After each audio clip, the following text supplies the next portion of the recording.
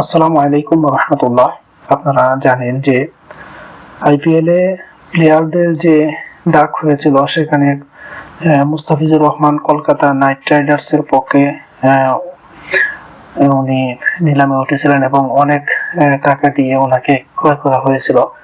কিন্তু মানে উগ্র হিন্দুত্ববাদী এবং বিজেপির বিভিন্ন রাজনৈতিক নেতাদের বিভিন্ন উস্কানিমূলক বক্তব্যের কারণে বিভিন্নভাবে মুস্তাফিজকে বয়কট করে বাংলাদেশে ফেরত পাঠানো হয় কিংবা আইপিএল এ খেলার সুযোগ থেকে তাকে বঞ্চিত করা হয়।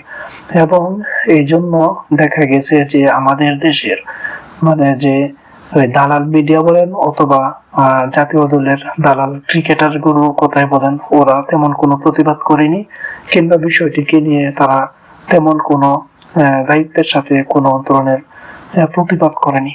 কিন্তু যখন একজন ক্রিকেটার সে বিভিন্ন ধরনের যখন বাংলাদেশ সিদ্ধান্ত নিল যে ভারতে বিশ্বকাপ খেলতে যাবে না, তখন একজন সাবেক ক্রিকেটার সে বিভিন্ন ভাবে বিষয়টিকে দালালির পর্যায়ে নিয়ে গিয়ে বিভিন্ন ধরনের উল্টাপাল্টা ব্যাখ্যা দিয়ে বিভিন্ন ধরনের ভুলভাল বোঝানোর চেষ্টা করতেছিল।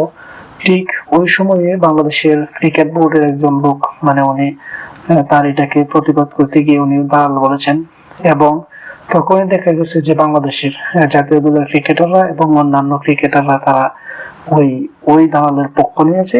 কিন্তু মুস্তাফিজুর রহমান যে জাতীয় দলের বর্তমান রানিং প্লেয়ার, তাকে যে অপমান করা হলো ওইটার পক্ষে নেয়নি। তাহলে তারা বুঝেন তারা কতটুক দেশপ্রেমিক। তার মানে এইসব ক্রিকেটারদের মধ্যে ন্যূনতম কোনো দেশপ্রেম নেই এবং এরা বছরের পর বছর খেলে যাচ্ছে, ওদের তেমন কোনো খেলার মধ্যে বাংলাদেশের অর্জন নেই, অথচ অনেক বেশি পরিমাণ অর্থ তাদের পেছনে, এই ক্রিকেটের পেছনে বাংলাদেশ সরকার ব্যয় করে থাকে। সুতরাং এই ক্রিকেট যদি হয় বাংলাদেশের মান সম্মান নষ্ট করে খেলা, তাহলে এমন ক্রিকেটের আমাদের দরকার নেই। আমাদের সবার আগে বাংলাদেশের মান সম্মান এবং বাংলাদেশ, এর উপরে হচ্ছে ক্রিকেট খেলা। আর ক্রিকেট খেলাটাকে বিশেষ করে জাতীয় দলটাকে দালাল মুক্ত করতে হবে এবং দালাল ক্রিকেটারদেরকে জাতীয় দল থেকে লাফি মেরে বের করে বাংলাদেশটা জাতীয় দলকে নতুন করে সাজাতে হবে, যেন তারা আগামীতে বাংলাদেশের জন্য সম্মান বয়ে আনে। ওকে, আসসালামু আলাইকুম।